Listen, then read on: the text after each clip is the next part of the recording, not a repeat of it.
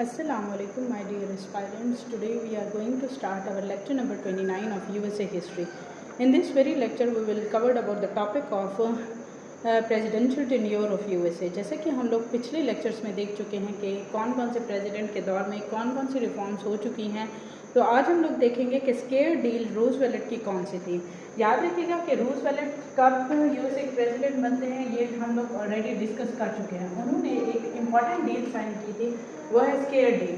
ठीक है, ये किस पर्सपेक्टिव में की थी कि किस तरीके से यूएसए में मतलब रिफॉर्म्स को हम लोग इंट्रोड्यूस करेंगे। उसके अलावा हम लोग देखेंगे कि किस तरह से माइन वर्कर जो थे ना, तकरीबन कितनी माइन वर्कर स्ट्राइक पे चले गए, 50,000 के करीब जो माइन वर्कर्स थे ना वो स्ट्राइक पे चले गए थे।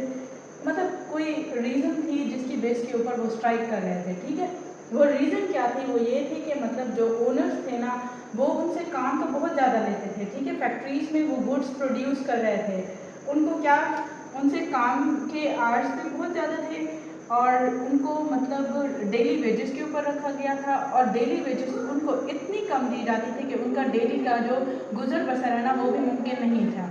ठीक है, एक तो उनसे ओवर टाइम काम लिया जाता, उनको डेली वेजेस के ऊपर रखा हुआ था और उनको मुआवजा उतना नहीं दिया जाता जितना कि उनको प्रॉफिट हो रहा था। ठीक है, वो खुद तो प्रॉफिट मैक्सिमाइज करते जा रहे थे, अमीर अमीर तर होता जा रहा था और गरीब गरीब तर होता जा रहा था। इसमें हम लोग देखते हैं कि स्केयर डील रूजवेल्ट ने कब, कैसे और क्यों साइन की थी। ठीक है, ये टाइम मैंने बता दिया कि 1902 में स्केयर डील साइन होती है। इसमें जो है ना इसका मेन पर्पस, इसके पीछे क्या था कि 50,000 के करीब जो माइन वर्कर्स थे ना वो स्ट्राइक के ऊपर चले जाते हैं। ये कोल माइनर्स थे, पेंसिल्वेनिया के।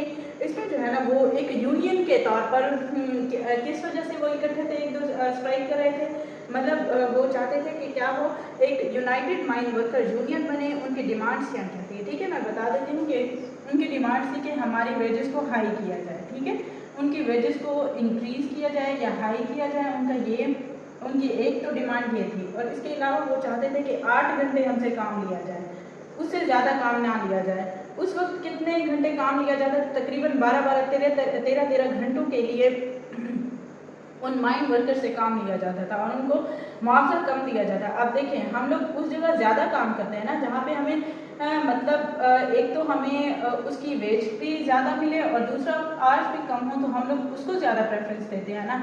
यहाँ पे काम ज़्यादा लिया जाता था और मुआवजा कम दिया जाता था, तो माइन वर्कर्स जो है ना वो स्ट्राइक के ऊपर चले जाते हैं। इट मीन्स वर्कर्स जो है ना एक यूनियन बनाते हैं, उस यूनियन में वो क्या करते हैं कि हम लोग की कुछ डिमांड्स हैं वो पूरी की जाएं, वेजेस को हाई किया जाए, 8 घंटे हमसे काम लिया जाए और इसके अलावा वो चाहते थे कि मतलब हमें एज अ यूनियन रिकॉग्नाइज किया जाए। ठीक है, हमें एक मतलब एक ग्रुप के तौर पर माना जाए कि ये ग्रुप जो है ना ऑर्गेनाइज है, हम लोग अगर ओनर्स के लिए काम कर रहे हैं तो हमारे भी कुछ ना कुछ हकूक हैं। ठीक है, और उन हकूक को कस ना किया जाए। ठीक है, ओनर्स का रिएक्शन जो था ना वो हार्श था। ठीक है, वो चाहते थे कि ना हम लोग इस डील को मानते हैं, ना उनकी प्राइस, ना उनकी वेजेस को हाई करते हैं, ना ही उनके जो वर्किंग आवर्स है ना उनको कम करते हैं। ठीक है, वो क्यों, क्योंकि उनको मतलब ज़्यादा वर्कर्स एक तो मिल रहा था, ज़्यादा घंटे वो काम कर रहे थे, कम वेजेस पे रखा हुआ था, तो अल्टीमेटली किसको फ़ायदा हो रहा था, जाहिर है ओनर को ही हो रहा था ना। ओनर उसमें अपना प्रॉफिट ज़्यादा से ज़्यादा मैक्सिमाइज करता जा रहा था और वो ज़्यादा से ज़्यादा अमीर हो रहा था। ठीक है, इसमें जो है ना रिएक्शन जो था ना मैंने ओनर्स का बता दिया है कि वो क्या चाहते थे। उन्होंने कहा है कि अगर आप लोग काम नहीं करेंगे तो हम लोग अपनी फैक्ट्रीज को शट डाउन भी कर सकते हैं। क्यों, क्योंकि देखें उन्होंने ऑलरेडी बहुत सारा प्रॉफिट बना लिया था, तो इस वजह से उनको कोई फ़र्क नहीं पड़ा कि अगर माइन वर्कर्स जो है ना स्ट्राइक पे चले गए हैं तो हम लोग अपनी माइंस को शट डाउन कर देंगे। ठीक है, इससे जो है ना एक मतलब एक सिचुएशन अराइज होती है जिसमें एक सिचुएशन अराइज होती है कि आप देखें वर्कर्स ही पिस रहा है ना। ठीक है, वर्कर्स को एक तो डेली वेजेस कम दी जा रही हैं, ठीक है, उनको हकूक भी कम दिए जा रहे हैं, ठीक है, उनको वर्किंग आवर्स भी बहुत ज़्यादा है। अल्टीमेटली नुकसान किसको हो रहा है, अब फैक्ट्रीज भी शट डाउन हो गई हैं, अल्टीमेटली सारा नुकसान उसी वर्कर को जा रहा है ना। ठीक है, ओनर्स ने अपनी फैक्ट्रीज को शट डाउन कर दिया है, तो इट मीन्स वो शट डाउन भी कर दें तो क्या उनको फ़र्क पड़ता है, वो ऑलरेडी इतना एलीट क्लास है कि उनको कोई फ़र्क नहीं पड़ता कि अगर कुछ अरसे के लिए वो फैक्ट्रीज बंद भी हो जाती हैं। ठीक है, इसमें हम लोग देखते हैं कि क्या होता है कि टसल क्रिएट हो जाते हैं। टसल वो किन के दरमियान में होती है, वर्कर्स और ओनर के दरमियान में होती है। और वो किस बेसिस के ऊपर होती है कि कोल माइन वर्कर्स जो है ना वो एक नेशनल इंटेग्रिटी को क्या कर रहे हैं, मतलब नुकसान पहुंचा रहे हैं। ठीक है, देखिए काम नहीं हो रहा, फैक्ट्रीज बंद पड़ी रहेंगी तो अल्टीमेटली नुकसान किसको जाएगा, वर्कर को ही जाएगा। ठीक है, गरीब तो ये है, ये तो ज़्यादा अमीर है, ठीक है, उनको कोई फ़र्क नहीं पड़ता, उन्हें मार्केट की प्रोडक्ट्स भी मिल रही हैं, चाहे वो कहीं से भी मिले, इम्पोर्टेड भी मिले, इनको मिलती रहेंगी।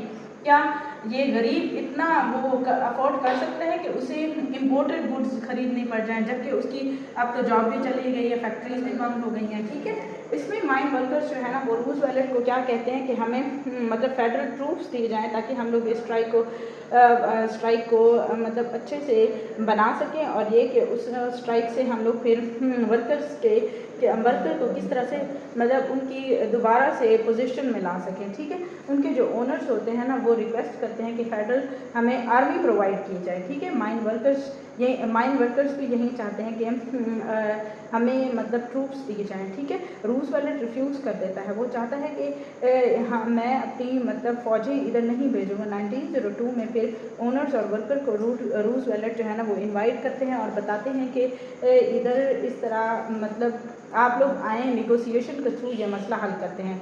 आउटला इसका क्या हुआ और एरोगेंट स्टूपिडिटी किस बेसिस के ऊपर आती है। ओनर्स जो है ना वो बताते हैं कि किस तरह से इनके मतलब जो बोल चाल है वो भी ठीक नहीं है, और इसके अलावा वो एरोगेंट स्टूपिडिटी करते हैं और बताते हैं कि हमें ऐसी बातें करते हैं कि हमें गुस्सा आ जाता है। ठीक है, इसमें वो बताते हैं कि किस तरह से आप इस स्ट्राइक को डिसमेंटल करने के लिए अपनी ट्रूप्स को सेंड करें। ठीक है, इसमें जो प्रेसिडेंट है ना फिर इस रिजल्ट से रिफ्यूज़ कर देते हैं। 1903 में एक कमीशन की रिपोर्ट आती है, उसमें कमीशन की रिपोर्ट में क्या क्या दर्ज होता है। ठीक है, कमीशन की रिपोर्ट में ये दर्ज होता है कि माइन वर्कर्स की वेजेस को बढ़ाया जाएगा। ठीक है, वो प्रेसिडेंट रूजवेल्ट क्या बताते हैं कि जो माइन वर्कर स्ट्राइक कर रहे हैं ना उनको हकूक दिए जाएंगे। ठीक है, अब उनकी डिमांड्स क्या, अब उस कमीशन रिपोर्ट में क्या होता है कि 10% जो है ना वो इंक्रीज़ होगा डेली वेजेस में। ठीक है, उसके अलावा वर्किंग आवर्स जो है ना वो 9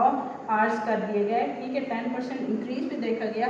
जब ये रिपोर्ट कब आती है, 1903 में ये रिपोर्ट शाये होती है। ठीक है, इसमें हम लोग आउटकम देखते हैं कि कमीशन की जब रिपोर्ट सजेशन प्रोवाइड करती है, इससे ओनर जो है ना वो भी खुश हो जाता है और पब्लिक भी खुश हो जाती है, और उसका आउटकम ये होता है कि हैप्पी मोमेंट होता है, बोथ साइड एग्री कर जाती हैं, और ये मतलब इसी को हम लोग फिर रूजवेल्ट की न्यू डील बोलते हैं। ठीक है, ये फर्स्ट प्रेसिडेंट थे जिन्होंने लेबर के डिस्प्यूट्स को क्या किया था, ख़त्म किया था। ठीक है, इससे पहले जितने भी मतलब लेबर्स की जो भी मतलब डिमांड्स थी उनको नहीं माना जाता था, लेकिन रूजवेल्ट ने स्केयर डील साइन करके उनको एक तो 10% वेज इंक्रीज़ करके दिखाए और 9 आवर्स तक उनका मतलब टाइम ड्यूरेशन आ गया। और ये कब साइन हुआ था, 1903 में हुआ था। काइंडली आप लोग इन्हीं चीज़ों को लाजमी तौर पर देखा करें कि यूएसए के कौन से प्रेसिडेंट ने कौन से रिफॉर्म्स किए हैं और उसने कब किए हैं। ठीक है, ताकि अगर कोई MCQs में आ जाए तो आप लोगों को आता हो। ठीक है, थैंक यू सो मच, अल्लाह हाफिज़। काइंडली अगर आपको मेरा ये लेक्चर पसंद आए तो लाइक करें, शेयर करें, सब्सक्राइब करें। अल्लाह हाफिज़।